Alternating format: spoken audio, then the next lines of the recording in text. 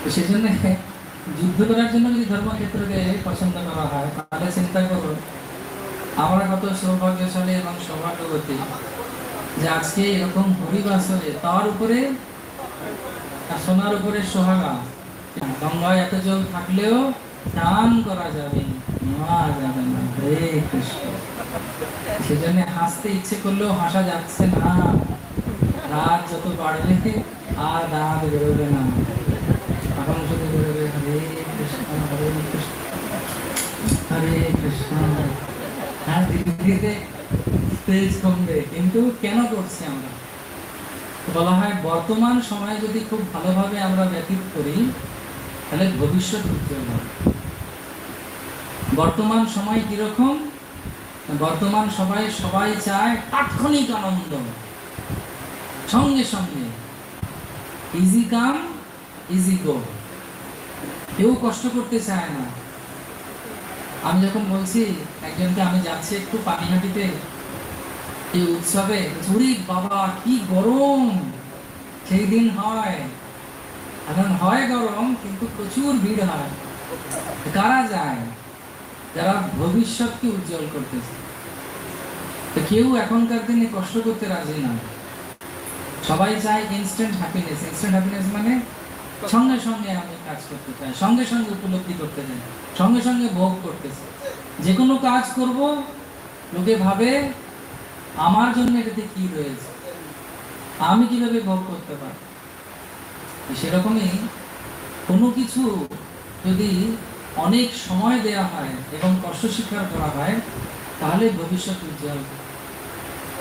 যেরকম একটা পুরনো বাড়ি, জগন্নাথপুরী কারা কারা গেছেন? সবাই গিয়ে থাকে। কারা কারা যাননি আর তুলুন তো? জগন্নাথপুরী যাননি এখনো? আচ্ছা, খুব তাড়াতাড়ি যাবার ব্যবস্থা করুন ভগবান আপনার। অনেক প্রজন্ম দিয়ে সেই মন্দির তৈরি হয়েছে, একটা প্রজন্ম নয়। তারপরে এরকম সুন্দর একটা ইমারত তৈরি হয়েছে। তো সঙ্গে সঙ্গে হঠাৎ করে যদি কিছু হয়, আঙুল ফুলে কলা গাছ, এটা শুধু ওই বাংলাতেই হয়। যে কলা গাছটা হয় তাতে কলা ধরে না, বা যে ধরে কলা এটা খাওয়া যায়। কিন্তু যে জিনিসগুলো অনেকদিন ধরে করা হয়, যার জন্য ধৈর্য লাগে, অধ্যাবসায় লাগে, যার জন্য কৃপা লাগে, যার জন্য একতাবদ্ধ হয়ে কাজ করতে লাগে, তার জন্য হয়তো সময় লাগে, কিন্তু তার আনন্দ অনেক বেশি। যেরকম শিল প্রভুপাদ, তিনি মাত্র 1965 থেকে বা 66 থেকে 77, কত বছর হয়? 11 বছর কি 10 বছর কি 11 বছর উনি প্রচার করেছেন। কিন্তু সেই প্রচারের ফল দেখুন কত, যে আমরা এখানে সবাই বসে থাকতে পারছি। কিন্তু কোন বয়সে শিল প্রভুপাদ দিয়েছিলেন? 70 বছর। 70 বছর অব্দি উনি কি করেছিলেন? এই হরিকথা শ্রবণ করেছিলেন। যখন শিল প্রভুপাদ প্রথমবার দেখা করেন শিল ভক্তিসিদ্ধান্ত সরস্বতী ঠাকুরের কাছে 1922 সালে, তখন ওনার বয়স ছিল কত? 22 বছর। আমার বন্ধু ওনাকে জোর করে নিয়ে যায়। কোথায় নিয়ে যায়? না, ভক্তিসিদ্ধান্ত সরস্বতী ঠাকুরের কাছে দেখা করার জন্য। আপনাদের জেনে আনন্দ পাবেন, যে বাড়িটাতে শিল প্রভুপাদ এবং ভক্তিসিদ্ধান্ত সরস্বতী ঠাকুরের দেখা হয়েছিল, সেই বাড়িটা এখন ইসকনের তত্ত্বাবধানে চলে এসেছে, যেটা প্রায় 250 বছরের পুরনো বাড়ি। ভক্তিসিদ্ধান্ত সরস্বতী ঠাকুর প্রভুপাদ তিনি মায়াপুরে কয়েক কোটি নাম করার পর তিনি কলকাতায় এসে ওই ঘরটি থেকে প্রথম প্রচার শুরু করেন, যেখানে তার বাবা শিল সচ্চিদানন্দ ভক্তিনাথ ঠাকুরও গিয়েছিলেন, এবং তৎসঙ্গে আরো অনেক বিশেষ ব্যক্তিত্বরা সেখানে গিয়েছিলেন। নেতাজি সুভাষচন্দ্রের নাম শুনেছেন? তার বাবার নাম শুনেছেন? জানকীনাথ ঘোষ। তারাও সেই বাড়িটাতে গেছেন, এবং ভক্তিসিদ্ধান্ত সরস্বতী ঠাকুরের সঙ্গে খুব ভালো সম্পর্ক ছিল নেতাজি সুভাষচন্দ্র বোসের। সেই জায়গাটা আমরা পেয়েছি। তো ওই 1922 থেকে প্রথমবার ভক্তিসিদ্ধান্ত সরস্বতী ঠাকুরের সঙ্গে, এবং তদুপরি প্রভুপাদ বৃন্দাবনে গিয়ে ওনার সঙ্গে দেখা করেন, এবং 1933 সালে ওনার দীক্ষা হয় এলাহাবাদে। এলাহাবাদে দীক্ষা হওয়ার পর ভক্তিসিদ্ধান্ত সরস্বতী ঠাকুরের কাছে দেখা করার জন্য ওনার ছেলেকে নিয়ে, ছোট ছেলেকে নিয়ে, বৃন্দাবন চন্দ্রকে নিয়ে প্রভুপাদ বৃন্দাবনে যান ভক্তিসিদ্ধান্ত সরস্বতী ঠাকুরের যাত্রায়। তো যাত্রার একদিন ভক্তিচিন্তন শাস্ত্রী ঠাকুরের ওখানে ঘোষণা করা হয়, কি ঘোষণা করা হয়, যে কালকে গুরু মহারাজ তাঁবুতে লেকচার দেবেন, আর বাদ বাকি সবাই যারা যারা যেতে চান আপনারা সবাই শেষশায়ী বিষ্ণু দর্শন করার জন্য বৃন্দাবন পরিক্রমায় যেতে পারেন। তো প্রায় 750 ভক্ত ছিল। সেই 750 ভক্তর ভেতরে 3 জন ছিলেন লেকচার শোনার জন্য, আর বাদ বাকি সবাই ধাম দর্শনের জন্য বেরিয়ে গেছে। ধাম দর্শন খারাপ নয়, এই যে 3 জনের ভেতরে একজন ছিলেন অভয়চরণ দেব, এবং তিনি গুরুদেবের এই লেকচার শোনাটাকে বেশি মনোনয়ন করেছিলেন। কেন? গুরু মুখ পদ্ম বাক্য চিত্তে করি ঐক্য আর না করো। তার কারণ কি? তার কারণ একমাত্র শ্রবণের মাধ্যমে আমাদের মঙ্গল সাধন। সেজন্য শাস্ত্রে বলা হচ্ছে নববিধা ভক্তির প্রথমটি হচ্ছে শ্রবণ। যত আমরা শ্রবণ করব তত আমাদের জীবনের মঙ্গল হয়, এবং যা আমরা শুনি তাহলে আমরা নতুন কিছু শিখতে পারি। যেটা আমরা আওড়াই সেগুলো আগে জেনেছি সেগুলোকেই আওড়াই। এই জন্য নতুন কোনো যদি কিছু শিখতে হয় আমাদেরকে শুনতে হয়। ভগবান কটি কান দিয়েছেন? কার কটা কান আছে? কার কার দুটো কান আছে? হাত তুলুন দেখি। আচ্ছা, ভেরি গুড। কার কার দুটো কান কাজ করছে? আচ্ছা, হাত তুলতে হবে না। আচ্ছা, এর মুখ কটা দিয়েছেন ভগবান? এই অনুপাত কত হলো শোনার আর বলার? হ্যাঁ, 2:1। কিন্তু আমরা কি সেটা করি? আমরা শুনি বলি, শুনি বেশি না বলি বেশি? একবার জিহ্বা আর দাঁতের মধ্যে ঝগড়া লেগে গেছে। জিহ্বা কটি? জিহ্বা একটি, দাঁত কটি? দুজনের ভিতরে ঝগড়া লেগেছে। ঝগড়া তো জানেনই তো, লাগে। করেছেন তো? করেন তো? সবাই হ্যাঁ বলছে। হরে কৃষ্ণ। না করলে ভালো, যাই না, তার জন্য শ্রবণ হলে ভালো। তো জিহ্বা দাঁতের মধ্যে ঝগড়া লেগেছে। জিহ্বাকে দাঁতেরা বলছে তোকে আমরা চিবিয়ে খেয়ে নেব। তখন দাঁতদেরকে জিহ্বা বলছে এমন কথা বলে দেবো 32টা বাইরে চলে যাবে। এটা হচ্ছে জিহ্বার ক্ষমতা। সেই জন্য বলা হচ্ছে কে ভালো কথা বলতে পারে আর কে ভালো জিনিস কি উপলব্ধি করতে পারে না। ভগবান ভগবদ গীতার 17 নম্বর অধ্যায় 12 নম্বর শ্লোকে বলছেন অনুবিবেগম করম বাক্যম সত্যম প্রিয়ম হিতম চ যৎ সাভ্যাস যোগেনা বাগময়ম তপোচ্যতে। কে ভালো কথা বলতে পারে? যে বাগময়ম তপোচ্যতে কে করতে পারে? সাভ্যাস যোগেনা, অর্থাৎ যে গ্রন্থ অধ্যয়ন করে এবং ভালো কথা শ্রবণ করে। যা আমরা শ্রবণ করি সেটাই মনন করি, যেটা মনন করি সেটাই বলি, যেটা বলি সেরকমই কাজ করি, যেরকম কাজ করি সেরকম হয় আমাদের স্বভাব, যেরকম হবে আমাদের স্বভাব সেরকম হবে আমাদের চরিত্র।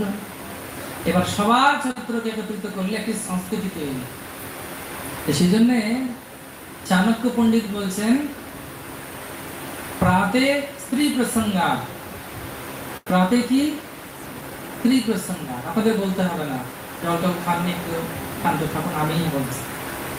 তো প্রাতে স্ত্রী প্রসঙ্গাত দ্বিপ্রাহরে দ্রুত ক্রীড়াশ্চ রাত্রে চৌর প্রসঙ্গাত কাল যাবতী ধীমতাম। ধীর ব্যক্তিরা এইভাবে কাল যাপন করে। ঠিক আছে?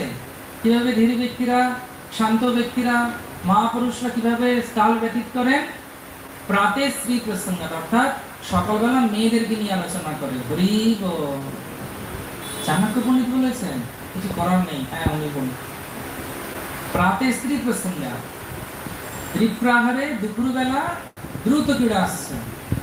দুপুরবেলা জুয়া নিয়ে আলোচনা করা হয়েছে। হরিব 4 নিয়মে 2 নিয়মের হরিব। এবং রাত্রে কি? চৌর প্রসঙ্গ, রাত্রে চুরি নিয়ে আলোচনা করা হয়েছে। কি ভালো না? ভালো লাগছে শুনতে? হ্যাঁ, অবাক লাগছে না? চাণক্য পণ্ডিতের মতো একজন ব্যক্তি এরকম কথা বলতে পারেন কেমন?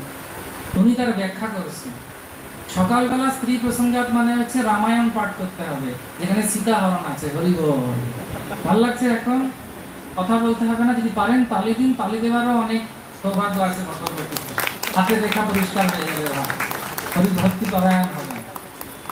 তো প্রাতে স্ত্রী প্রসঙ্গাত মানে হচ্ছে রামায়ণ সম্পর্কে বলতে বলা হচ্ছে, অধ্যয়ন করতে বলা হচ্ছে।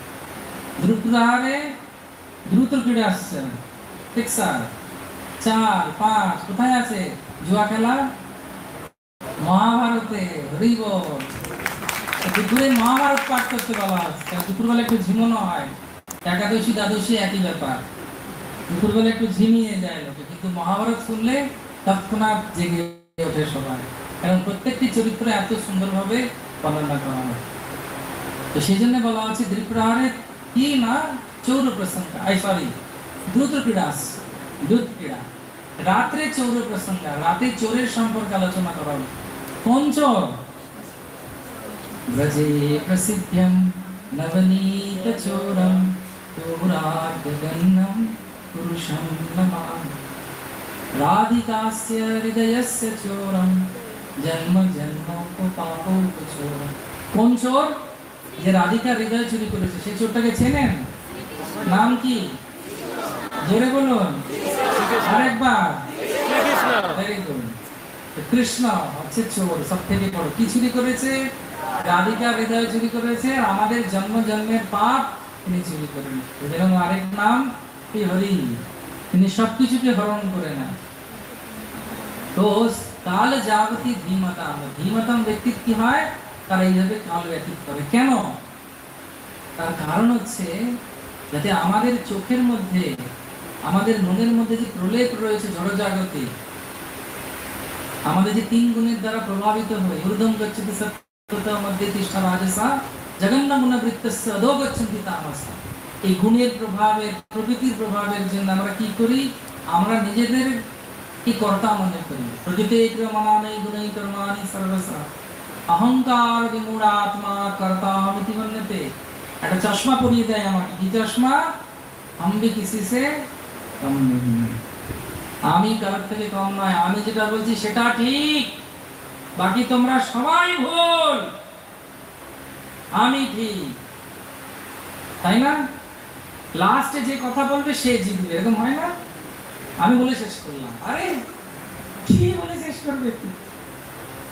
কিন্তু শাস্ত্র কি করে? আমাদেরকে বোঝায় আমরা কোথায় ভুল, কোথায়। কারণ আমরা যেরকম প্রবৃত্তি, যেরকম মানসিকতা, যেরকম গুণের দ্বারা প্রভাবিত, ওরকম দুনিয়াকে দেখি। একটা বাচ্চা ছেলে দাদুর সঙ্গে বদমাইশি করেছে, দাদুর গোপে গেঁদাল পাতা ঘষে দিয়েছে যখন দাদু ঘুমোচ্ছিল। দাদু ঘুম থেকে উঠে গেঁদাল পাতার গন্ধ পেয়ে দাদু ঘুম থেকে উঠে বলছে, এই ঘরটাতে কি বাজে গন্ধ। পাশের ঘরে যায়, পাশের ঘরে গিয়ে বলছে কি বাজে গন্ধ। তারপর ছাদে গিয়ে বলছে একটু হাওয়া খেয়ে আসে, বলছে হাওয়াতেই আজকে বাজে গন্ধ বেরোচ্ছে। বোঝা গেছে? গন্ধটা কোথায় আছে? গোপে। মাথা যেটা ভাবছেন আমাদের তো নেই, বেঁচে যাবো, তা নয়, এটা মনের কথা বলা হচ্ছে। যার যেরকম চেতনা, যার যেরকম ভাব, যার দ্বারা সে প্রভাবিত, সে দুনিয়াকে ওইভাবে নেয়। একজন ভদ্রলোক বাড়ির ঘরের ভেতরে বসে আছেন, জানলা দিয়ে দেখছেন পাশের বাড়ির কাপড় শুকোচ্ছে। সে বলছে, ইস পাশের বাড়ির কাপড়গুলো কি নোংরা গো, ভালো ডিটারজেন্ট ব্যবহার করে না, ঠিক জঘন্য। পরের দিন দেখছি খুব ভালো হয়েছে, কাপড়গুলো খুব পরিষ্কার পরিচ্ছন্ন। বলছে বাহ, সার্ফ এক্সেল পেয়ে গেল নাকি? না, আমি এটাকে প্রমোট করছি না, বলছি এ পেয়ে গেল নাকি ভালো সাবান। বলছে না গো, বউ বলছে আজকে আমাদের কাঁচটা ভালো করে পরিষ্কার করেছি, আমাদের জানলার যে কাঁচটা আছে ওটা ভালো করে পরিষ্কার করেছি, ওরা যে ডিটারজেন্ট ইউজ করতো তাই ইউজ করতো। আমি যে বলছি বোঝা যাচ্ছে কি? এটাকে কি বলে? আত্মবাদ মন্যতে যাবে। আমি যেরকম ভাবে বড় হয়েছি, যেরকম দ্বারা প্রভাবিত হয়েছি, পরিবেশের দ্বারা, লোকের দ্বারা, মানসিকতার দ্বারা, বইয়ের দ্বারা, গানের দ্বারা, টিভির দ্বারা, সেই রকম আমি দুনিয়াকে দেখবো, সেই রকম দুনিয়া আছে। অন্য গ্রাম থেকে তার কয়েকজন নাতি নাতনিরা রয়েছে, গ্রামের বাইরে এসে দাঁড়িয়ে আছে। তো একজন পাশের গ্রাম থেকে একটা লোক এসে বলছে, আমরা যাযাবর অন্য গ্রাম থেকে আসছি, ও মোড়ল এই গ্রামটা কেমন গো? বলছে তুমি যে গ্রাম থেকে আসছো সেই গ্রামের লোকগুলো কেমন? বলি ভারী বজ্জাত, ভীষণ বদমাইশ, একদম ঠগ নাম্বার 1। বলছি এই গ্রামের লোকগুলোও তাই। বলছে ও চল এগিয়ে ভাই। পরের আরেকজন গ্রাম থেকে লোক এসেছে সে মোড়লের কাছে। মোড়ল তো জিজ্ঞেস, ও মোড়ল, এই গ্রামের লোকগুলো কেমন গো? তো মোড়ল জিজ্ঞেস করেছে, তোমাদের গ্রামের লোকগুলো কিরকম গো? যেখান থেকে আসছো বলে ভারী ভালো, ভারী দয়ালু, ভারী ভদ্র। বলছে এই গ্রামের লোকগুলো ওরকম। তখন নাতিরা বলছে, ও দাদু, আমাদের গ্রামে তো দুজনকে দুরকম বললে কেন? বলছে না রে, দুজনকে দুরকম বলিনি, যে যেটা শুনতে চেয়েছে, যার যেরকম ভাব সেটাই বলেছি। বোঝা গেছে? একবার তালি হয়ে যায়, অনেকে ঘুমিয়ে পড়ছে। বোঝা যাচ্ছে কি? ভক্তি সিদ্ধান্ত সরস্বতী ঠাকুর একটি কথা বলেন। তিনি বলতেন আত্মবোধ মন্নতে জগৎ মানে কিরকম? শ্রী গিরিরাজ গোবর্ধনের পরিক্রমা করতে করতে একজন সাধু ক্লান্ত হয়ে ওখানে বিশ্রাম দিচ্ছেন। তিনি ক্লান্ত হয়ে ওখানে বিশ্রাম নেওয়ার সময় রাত যত গভীর হচ্ছে, এক একজন করে লোক আসছে। কিরকম লোক? প্রথম এসেছে একটা মাতাল। মাতাল এসে সেই সাধুর গায়ে ঠক্কর খেয়েছে। কি রে, আমি তো 3 বোতল খেয়েও দাঁড়িয়ে আছি, তুই 1 বোতলেই শেষ পড়ে গেলি, তাহলে কি আর তুই বলি মাতা? বলে ওকে বলে চলে গেছে। একটা চোর এসেছে, চোর এসে সাধুকে দেখে বলছি, বাবা পালা পালা, পুলিশ আসছে, চুরি করে কেউ শোয় না কিরে বোকা। তারপরে আরেকজন সাধু পরিক্রমা করতে করতে এসেছে। আহা, গিরি গোবর্ধন ওদিকে, এদিকে সাধু মহাত্মা, এদিকে 50টা গুটিকা, ওদিকে 58টা গুটিকা, নিশ্চয়ই ক্লান্ত হয়ে বাবা শুয়ে পড়েছেন, আমি একটু পাটাকে ম্যাসাজ করে দিই, তাই বলবে আমি যেরকম হব সেরকম দুনিয়াকে দেখুন। ভালো হলে ভালো দেখবে, সেটা শেখায় কে? শাস্ত্র শেখায়। সেজন্য বলা হচ্ছে গুরুদেবের কাছে কেন আসবো? ওম অজ্ঞানতিমিরান্ধস্য জ্ঞানাঞ্জনশলাকায় চক্ষুরুন্মিলিতং येन তস্मै শ্রী গুরুবে নমঃ। অর্থাৎ সাধু, গুরু এবং শাস্ত্রের মাধ্যমে আমার এই চশমাটাকে পরিষ্কার করতে হবে, চোখটাকে পরিষ্কার করতে হবে, কাজল লাগাতে হবে। কিসের কাজল? ল্যাকমি কাজল নয়, প্রেমাঞ্জন ছুরিত ভক্তি বিলোচনে না, প্রেমের কাজল লাগাতে হবে।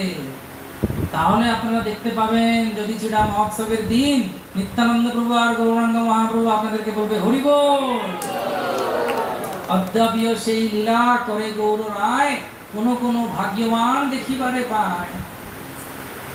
আপনারা শ্রীপাদ কমলাবতী প্রভুর শ্রীমুখ থেকে অভিজ্ঞতা শুনলেন, আপনারা শ্রীপাদ রবীন্দ্রানন্দ প্রভুর কাছ থেকে শুনলেন, আরো বিভিন্ন বৈষ্ণবদের শুনেছেন। শোনার ফল কি হওয়া উচিত? শোনার ফল এটা হওয়া উচিত যে অনর্থগুলো আমাদের হৃদয়ের মধ্যে রয়েছে, যে চোখের জড় দৃষ্টি রয়েছে, সেগুলো নিপাত যাক, আর যাতে আমি আরো সুন্দরভাবে ভক্তি করতে পারি।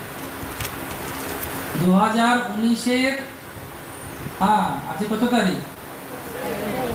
13 তারিখ, 5টা বাজতে 5 মিনিট বাকি আছে। এটা চিরতরে চলে যাবে, কোনোদিন ফিরে আসবে না। কিন্তু যদি আমরা নিজেরা স্থির করি যে আমরা শুনতে এসেছি, আমরা হৃদয়কে পরিষ্কার করব, আমরা অনেক সৌভাগ্যবান সৌভাগ্যবতী যে গুরু কৃষ্ণ কৃপা পেয়েছি, ধামে বাস পেয়েছি, বৈষ্ণব সঙ্গ পেয়েছি, এত ভালো গুরু ভাই গুরুবৃন্দকে পেয়েছি, ইসকনকে পেয়েছি, প্রভুপাদকে পেয়েছি, ভগবানের শুদ্ধ ভক্ত শ্রী গুরুদেবকে পেয়েছি জীবনে। আমাদের সময় নষ্ট করা উচিত না, বলছি তো না, করছি কি? এই জন্য রোজ আমাদেরকে মনে রাখতে হবে অভাগ্যম। বলুন অভাগ্যম মানে কি? সৌভাগ্য। আমাদের কত সৌভাগ্য যে আমরা বৈষ্ণব সঙ্গে হরিকথা শুনতে এসেছি শ্রবণ উৎসবে। প্রত্যেকটা দিন একটা উৎসব ভগবত ভক্তির পথে। এটা জড়জগতের মানুষ বুঝতে পারে না, তারা ব্যস্ত রয়েছে। Everyone is busy busy busy, সবাই ব্যস্ত ব্যস্ত ব্যস্ত, সবাই এত ব্যস্ত যে প্রভুপাদ একটা খুব সুন্দর হাস্য কৌতুক বলতেন। প্রভুপাদ বলছেন মানুষ এত ব্যস্ত ইন্দ্রিয় তৃপ্তির জন্য এবং একটু ভালো থাকার জন্য, যে ছেলে যখন শুয়ে থাকে বাবা চলে যায় অফিসে, ছেলে যখন শুয়ে থাকে বাবা ফিরে আসে অফিস থেকে, রোববার করে একটা লোককে ছেলে দেখছে, রোববার দিন শুধু সেই বাচ্চাটা সেই লোকটাকে দেখে। লোকটাকে একদিন ছেলে মাকে বলছে ভয় ভয়, এই রোববার করে একটা লোক আসে আমাদের বাড়িতে, কে গো? বলে হ্যাঁ মূর্খ, কানের ঘোড়ায় দুটো চট দেবো। ওই বুঝি তোর বাবা? বলছে ও সানডে পাপা। প্রভুপাদ গল্প বলতেন সানডে পাপা। সানডে পাপা মানে রোববারের বাবা। রোববারের বাবা কেন? ছেলে রোববার দিনে শুধু বাবাকে দেখছে। কেন? সবাই দৌড়াচ্ছে। কোথায় দৌড়াচ্ছে? সবাই প বর্গ, প খ গ ঘ ম, পতে পরিশ্রম, ফতে ফেনা, বতে বন্ধন, ভতে ভয়, আর মতে 500 1000 হয়ে গেল। এবার কি 2000 নোটে ব্যান হবে নাকি? অনেক জমিয়ে রেখেছি, কি হবে? মতে মৃত্যু। কিন্তু ধর্ম মানে কি? ধর্মস্যহি অপবর্গস্য। ধর্ম কথার অর্থ হচ্ছে অপবর্গ, পবর্গের বাইরে যাব। কিভাবে যাব? দৃষ্টিভঙ্গির পরিবর্তন। এত সুন্দর আয়োজন করেছে পানিহাটি মন্দির, গুরু মহারাজকে ডেকে এনেছে, উনি সাক্ষাৎ এখানে এসেছে। আমাদের কত সৌভাগ্য সেবা দেওয়ার জন্য, আমাদের কত সৌভাগ্য একটা জীবন যাক গুরু কৃষ্ণের সেবার জন্য, বৈষ্ণবদের সেবার জন্য। শিল প্রভুপাদ অনেক চেয়েছিলেন। শিল প্রভুপাদ উনি অনেক ইচ্ছা রেখেছিলেন যে এই ধামে যেন ইসকনের একটি সুন্দর মন্দির হয়, সেখানে ভগবানের ভক্তরা থাকে। এবং কলকাতা থেকে মায়াপুর যাওয়ার সময় যখন বোটে করে সবাই যাবে, পানিহাটিতে দধি চিড়া খেতে আসবে। আমি বুঝতে পারছি আজকে আমাদের সবার অবস্থা, আমি বুঝতে পারছি। এখানে হরিব না দিলেও চলবে, আমি বুঝতে পারছি। আমি আপনাদের গুরু ভাই, আমি সব বুঝি। এবার ব্যাপারটা হচ্ছে কি, আমরা সেই সুযোগ পেয়েছি পানিহাটি উৎসবে। নিত্যানন্দ প্রভুর কত বিশেষ কৃপা। কথিত এরকম বলে না, এটা সত্য ঘটনা, যে আজ যদি কারোর দীক্ষা না হয়, আমাকে আমার পরিচিত বয়োজ্যেষ্ঠরা বলেছিলেন, আরে দীক্ষাতে দেরি হচ্ছে, কোনো চিন্তা নেই, তোমরা একটা কি বলে পানিহাটি ধামে ওখানে নিত্যানন্দ কাছে চলে যাও, ওখানে গিয়ে পরিক্রমা করো আর জপ করো আর জয় নিতাই একবার বলো, আর দধি চিড়া খাও, রাঘব ভবনে যাও, আর নাম জপ করলে, গঙ্গাস্নান করলে দীক্ষা হয়ে যাবে। তার কারণ এটা অত্যন্ত বিশেষ ধাম। নিত্যানন্দ প্রভুর বিশেষ কৃপা আছে, মহাপ্রভুর বিশেষ কৃপা আছে। আমাদের কি করা উচিত?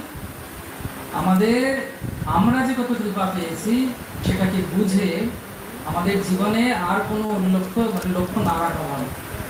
গুরুদেব যা বলছেন, বৈষ্ণবরা যা বলছেন, সেটাই আমাদের করা ভালো।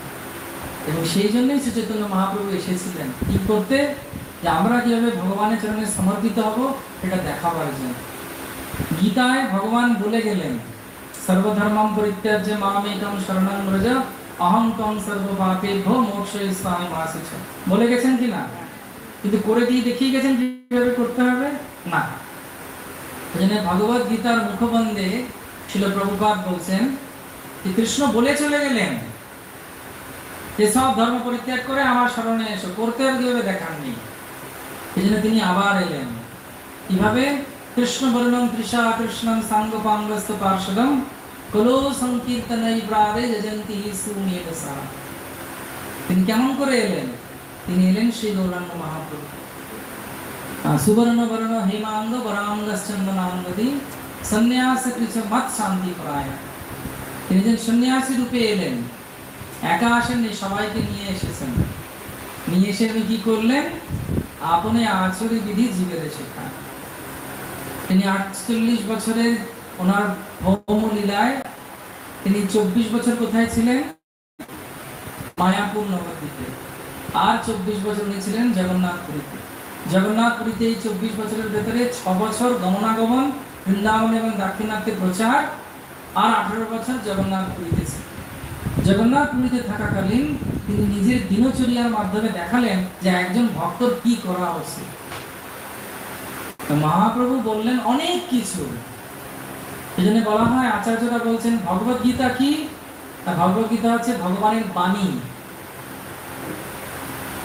শ্রীমদ ভাগবত মহাপ্রভু নাম এনেছেন, নামটি কি? এই নাম সেই কৃষ্ণ ভজন নিষ্ঠা করি, নামের সহিত আছেন আপনি শ্রীহরি। শুনো শুনো রে ভাই নাম সংকীর্তন, যে নাম শ্রবণে হয় পাপ বিমোচন। হরিনাম কৃষ্ণ নাম বড়ই মধুর, যে জন ভজে কৃষ্ণ তার যে জন না ভজে কৃষ্ণ। এটা হয় প্রতিটা, কিন্তু শাস্ত্রে নেই, আমরা অ্যাড করেছি। যে হয় প্রচুর শতবার সুবর্ণ গো কোটি কন্যা দান, তথাপি না হয় কৃষ্ণ না হয়। যেই নাম সেই কৃষ্ণ ভজন নিষ্ঠা করি, নামের সহিত আছেন আপন। এটা হচ্ছে নামের ফল। মহাপ্রভু নাম দিয়ে গেছেন। এই নামটা বলা খুব কঠিন না সহজ? সেটাই সমস্যা, এটাই সমস্যা। এত সহজে পেয়ে গেলে ব্যাস কি করে কাজে দেবে। এই ব্যাপারে একটি ঘটনা আছে। একবার এক গুরুদেবের আশ্রমে অনেক দিন ধরে একজন শিষ্য অনেক সেবা করেছে। সেবা করার পর গুরুদেবের সেবা টেবা করার পর একদিন গুরুদেবকে বলছি, গুরুদেব আমি তো বহুদিন ধরে আপনার সেবা করছি, কিছু ভালো জিনিস দিন না, মানে কিছু মন্ত্রতন্ত্র, তাহলে ভালো হবে। আমার একটু চমৎকার সবাই চায় না। গুরুদেব শুনে দিল, চমকে উঠলো, সারা গায়ে শিহরণ হয়ে গেল, করলো, এরকম চায়। হয় না, ওটা যাই না। কেন হয় না? ওরকম কিছু নেই, ঠিক আছে? কারণ গুরুদেবের সেবা করার মাধ্যমে দিব্য জ্ঞান হৃদয়ে প্রকাশিত, হৃদয়ের মাধ্যমে সেটা হবে। ছুঁয়ে দিলে কারেন্ট লাগবে, ওটা ইলেকট্রিসিটি বোর্ডে হাত দিন হবে। খোলার তার অনেক জায়গায় আছে, ঝাড়টা কেটেছেন ওখানে দিন না, ওরকম হয় না। যাই হোক, ওরকম গুরুদেবের কাছে গিয়ে উনি বলছেন কিছু ভালো জিনিস দিন না। গুরুদেব বলছেন, আমি তোমাকে এমন একটা অমূল্য রত্ন দেব, যে রত্নটা তুমি যদি ব্যবহার করো তোমার জীবনে আর কোনো দুঃখ থাকবে না। আপনারা চাই সেই রত্নটা? গুরুদেবকে বলছেন, কি রত্ন? দিন না, দিন না, আমার খুব দরকার। তখন বলছে, কাছে এসো। বাবা, কাছে যেতে বলছে, নিশ্চয়ই বিশাল একটা কিছু হবে, দিন দিন। খুব কাছে গেছে, কাছে গিয়ে বলছে, গানটা চিং নিং মৃত্যুমন্ত্র দেবে, হয়তো শোনা গানা বললেই পাওয়া যাবে। উনি বলছেন, হরে কৃষ্ণ কৃষ্ণ কৃষ্ণ হরে হরে, হরে রাম রাম রাম হরে। গুরুদেব দিয়েছেন, এটা কারুর কাছে নেই, কারুর কাছে নেই, অমূল্য। নাও এটা, জপ করো, তোমার মঙ্গল হবে। ঠিক আছে, ঠিক আছে। তো মন্ত্রটা নিয়ে বাইরে বেরিয়েছে। তো বাইরে বেরিয়ে দেখছে একটা মন্দিরে নাম হচ্ছে, হরে কৃষ্ণ কৃষ্ণ কৃষ্ণ হরে হরে, বলো হরে রাম রাম রাম হরে হরে। কীর্তনের লাইট চেঞ্জ হয়ে যাচ্ছে, এরকম কীর্তন হচ্ছে। তো বলছি, কি রে? গুরুদেব বললেন, আর কাছে কারোর নেই, আমার কাছেই আছে। এটাই দেখছি সবাই গাইছে। তারপর আসতে যাচ্ছে, দেখছে একজন ভিখারিকে একজন মাতাজি বলছে, হরে কৃষ্ণ এই নাও ভিক্ষা। ভিখারিটা বলছে, হরে রাম দাও আমাকে ভিক্ষা। গুরুদেব পুরো ঠকিয়ে দিল রে। গুরুদেব কি দিল? এতে সবাই দেখছি বলছে। তাহলে একটা মরা নিয়ে যাচ্ছে, সবাই বলছে হরে কৃষ্ণ রাম নাম সত্যে, বলো হরি হরি বল, নিয়ে যাচ্ছে। গুরুদেব তো ঠিক করলেন না, ব্যাপারটা তো ঠিক অন্যরকম লাগছে। আবার গুরুদেবের কাছে ফিরে গিয়ে বলছেন, গুরুদেব আপনি বললেন কারোর কাছে নেই, কিছু নেই, আমাকে একা আপনি দেবেন। সবাই তো পাচ্ছে, ভিখারি ভিক্ষা নিচ্ছে, ভিক্ষা দিচ্ছে লোক, নাম হচ্ছে, মরা নিয়ে যাচ্ছে, সবাই হরিনাম করছে, এই নাম বলছে, কি এর বিশেষত্ব? আপনি আমাকে ঠকিয়েছেন। গুরুদেব বলছেন, ঠিক আছে, তোমাকে আমি আরেকটা জিনিস দিচ্ছি, এই জিনিসটা তুমি নাও এবং নিয়ে তুমি এর দাম কত সেটা জেনে এসো। বলে একটা পাথর দিয়েছে। তো পাথর যখন দিয়েছে, তো পাথর নিয়ে ও গেছে। তবে যে পাথরের দাম জানতে গেছে, দেখছি রানীমা যাচ্ছে। রানীমা তার সব একটু আস্তে আস্তে আস্তে আস্তে রানীমা যাচ্ছেন। রানীমা যাওয়ার সময় রানীমার শরীর সখীরা সবাই যাচ্ছে নদীতে চান করতে। রানীমার কাছে সে পাথরটা নিয়ে গেছে, বলছে, রানীমা এই পাথরটা নেবে? রানীমা বলছে, ও কি পাথর নিচে একটু দেখো। বলছে, ও ঝামার মতো কিছু লাগছে। রানীমা, ঠিক আছে দে, পা ঘষবো। বলছে না, পা ঘষার জন্য তো গুরুদেবের পাথরটা দেওয়া যাবে না। বলে পাথরটা নিয়ে নিয়ে কি হলো, আমার পেডিকেয়ার মেনিকেয়ারের জন্য পাথরটা দাও। বলছে না না না, এই পাথরটা আমি পা ঘষা হাত ঘষার জন্য দেবো না, এটা আমার মনে হচ্ছে ঠিক না, এর দাম আমি দিতে পারবো না, আপনি দিতে পারবেন। ঠিক আছে, কষায়ের দোকানে গেছে। কষাই বলছে আমি তাহলে মাংস মাপার জন্য কত কিলো দেখিব, যে 1 কিলো ওজন হয়েছে, ঠিক আছে আমি তোমাকে এটা মাংস মাপার জন্য বলছে না না না না দিয়েছে, আমি মাংস মাপার জন্য। তারপর কি মনে হয়েছে, সেই পাথরটাকে নিয়ে একটা জহুরির কাছে গেছে। যেই জহুরির কাছে গেছে, জহুরি বলছে জহুরি বাবা করো কি, এই বড় হিরে কোথায় পেলে? হরি বল, বিশাল বড় হিরে, এই হিরে কোথায় পেলে তুমি? এই রাজ্যে কি, রানীমা কি, রাজা কি কারোর কাছে এর দামের সঠিক অর্থ তো দিতে পারবে না, তোমাকে শহরে যেতে হবে এর সঠিক দাম জানতে গেলে। যাও যাও যাও, বাড়ি ফিরে যাও, কাউকে দেখিও না, লোকে লুণ্ঠন করে নেবে তোমার কাছ থেকে এই অমূল্য রত্ন। তখন ওর বুদ্ধি খুলেছে, বুদ্ধি খুলে সে গুরুদেবের চরণে গিয়ে বলছে, গুরুদেব আমার অনেক বড় ভুল হয়ে গেছে, যে বুঝলে তো অনেক সময় অনেক জিনিস লোকের কাছে থাকে কিন্তু তার মর্যাদা তারা বুঝতে পারে না। হয়তো কেউ দিচ্ছে ভিক্ষা বলছে হরে কৃষ্ণ, কেউ কেউ নিচ্ছে ভিক্ষা বলছে কেউ হরে কৃষ্ণ, তার প্রকৃত অর্থ যে নাম যে কত বড় জিনিস কেউ বোঝে না। একবার তালি